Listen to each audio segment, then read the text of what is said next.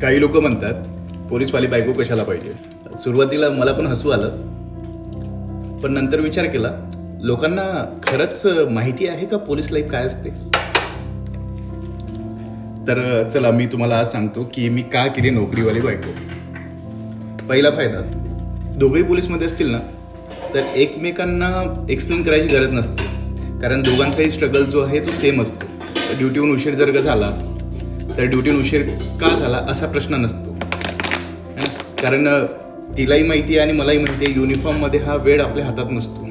बंदोबस्त असो, स्ट्रेस असो, नाईट ड्युटी असो, हे सगळं न बोलताही एकमेकांना समजतं. पण एक गोष्ट मी तिची कधीच विसरू शकत नाही, ती म्हणजे माझे वडील पण पोलीसमध्ये होते.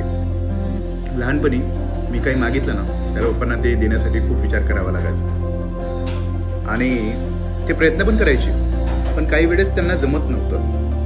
महिन्याच्या शेवटी तर घरचा हिशोब एवढा टाईट व्हायचा की घरी पैसेसुद्धा शिल्लक नाही राहायचे.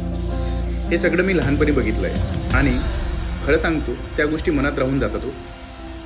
म्हणून मी ठरवलं की हेच लहानपण जे आहे ना ते मी माझ्या लेकरांना नाही देणार कधीच. तुम्ही आजचा काळ बघा, शाळेची फीस पण लाखाच्या घरात गेली आहे.